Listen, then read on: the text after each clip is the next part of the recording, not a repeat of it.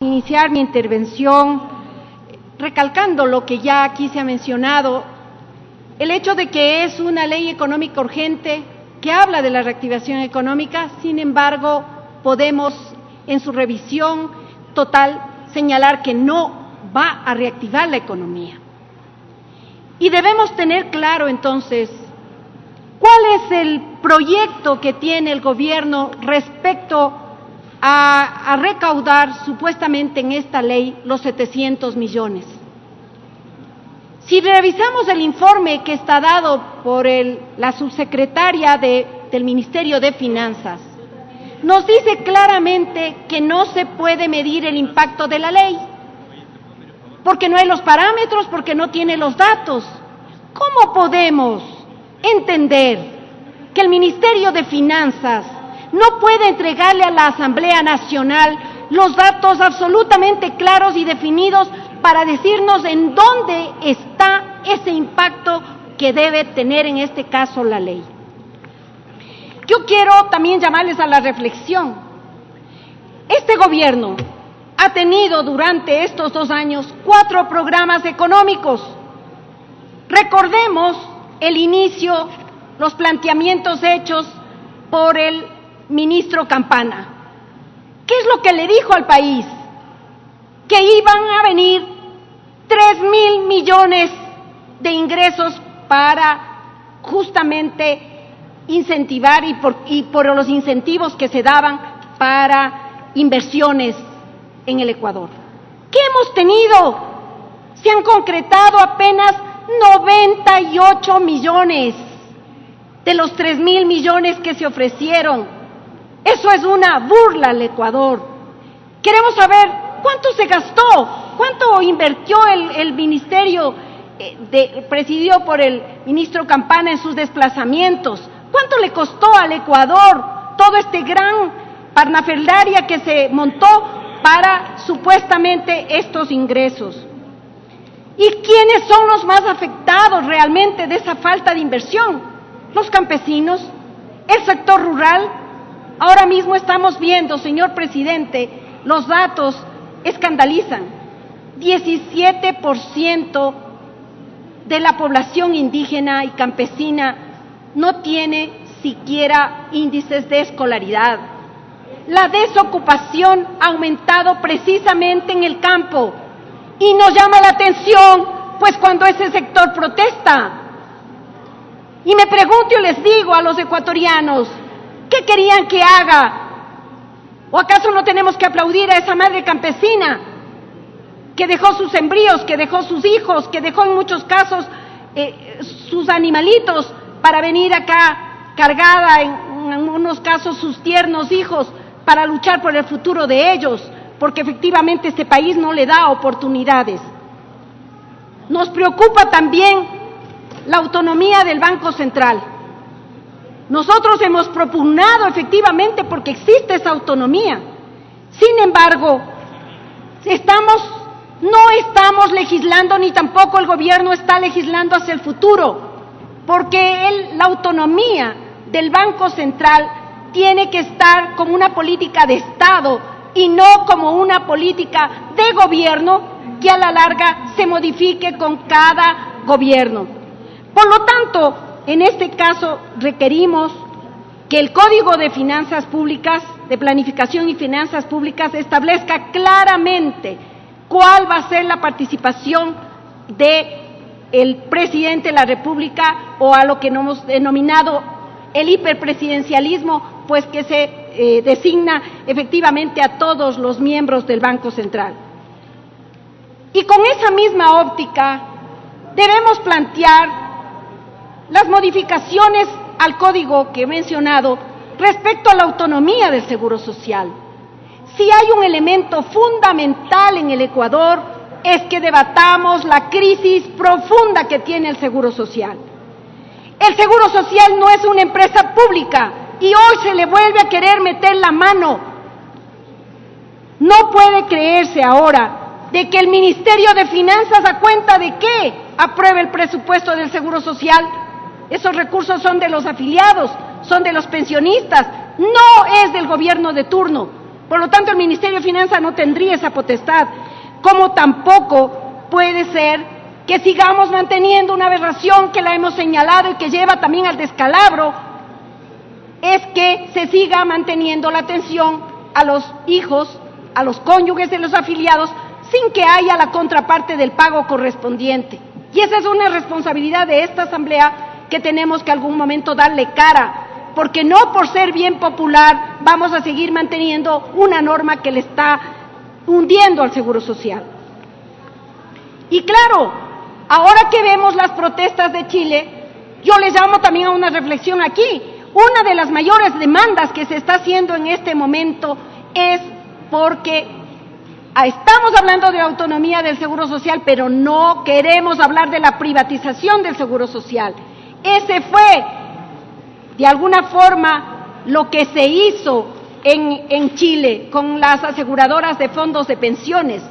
Se llevaron los recursos a nivel privado de los afiliados y ahora lo que están de rentabilidad y de jubilación no llega en algunos casos al 10% de lo que han aportado. Por lo tanto, tenemos que aportar, y voy a hacer llegar la propuesta completa, señor presidente, para que se eliminen ciertos articulados que están eliminando la autonomía del Seguro Social. Y claro, también hay temas positivos. Ustedes recordarán, fue mi propuesta para que se elimine en la ley anterior que se envió también como económica urgente, que se elimine que se dé la remisión para los intereses a los becarios.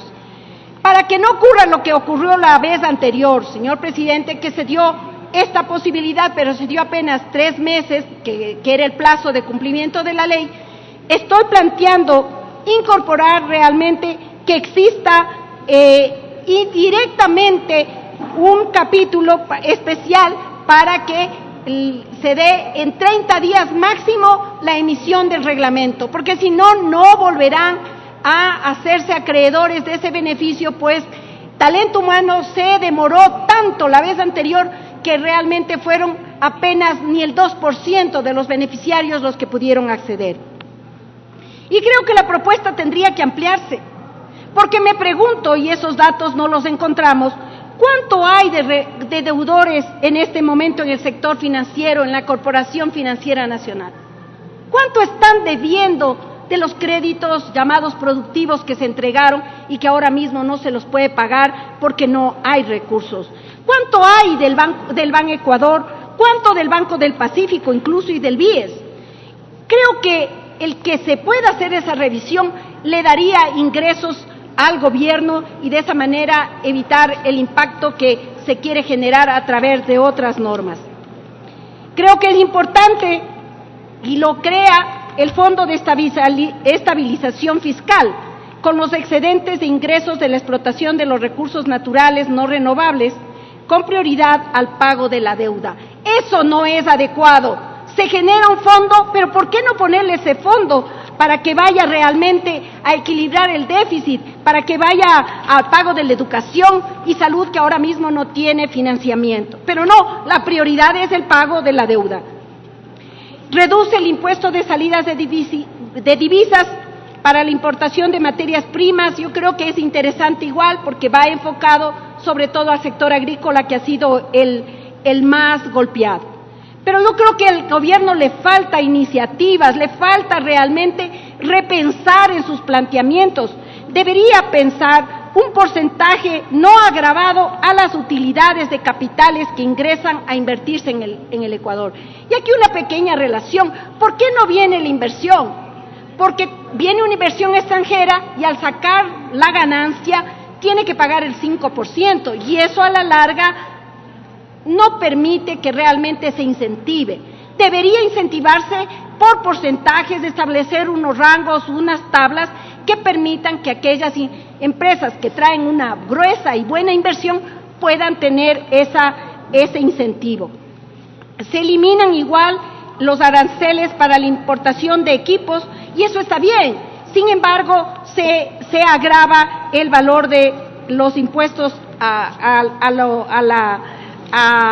consumo, en el ICE, los consumos especiales, con lo cual realmente estamos dando un incentivo y por otro lado eliminando o aumentando el pago.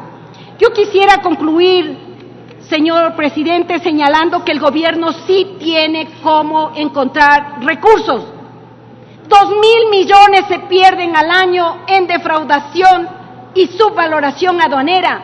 ¿Acaso no puede implementar sistemas tecnológicos modernos, claros, para evitar eso, igual como podría evitar también lo que se está produciendo, la salida de los combustibles, el contrabando? Igualmente, ¿cómo no hacer que se defina un proyecto de país que no lo tenemos? ¿Por qué se invierte en Perú, se invierte en Colombia? Porque se definieron cuál es su orientación. El Ecuador tiene que definirse definitivamente como un país, como un destino turístico, un país agrícola, y de esa manera implementar las políticas absolutamente claras. Yo estoy de acuerdo, señor presidente, y aquí ya se han hecho el planteamiento, que el debate se lo divide entre lo urgente y lo que no es urgente. Se ha dicho muy bien el tema del Código de las Finanzas Públicas, que quede como un tratamiento que no es urgente, y ese debería ser tratado de una forma más amplia. No puede ser que el gobierno le ponga en riesgo inclusive a la dolarización, pues los mecanismos que se están implementando no son los adecuados.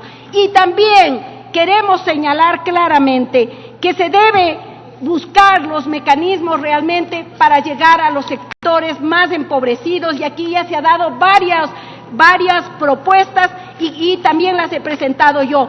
1.400 millones ahora mismo hay en deudas de pagos del impuesto a la renta. ¿Por qué no generan incentivos, como lo hacen algunos municipios, para que se pague previamente? Un minuto, señor asambleísta. Gracias, presidente. Para que efectivamente esos incentivos lleguen. Algo está pasando en el SRI, que cada vez se acumulan las deudas y nos vemos abocados a las remisiones. Ya no es posible que haya esas remisiones. Se necesita la solidaridad. Y aquí un llamado a las empresas y a los empresarios. Este país no puede ser que se diga que se van a aportar con el 2%, el 0.2%.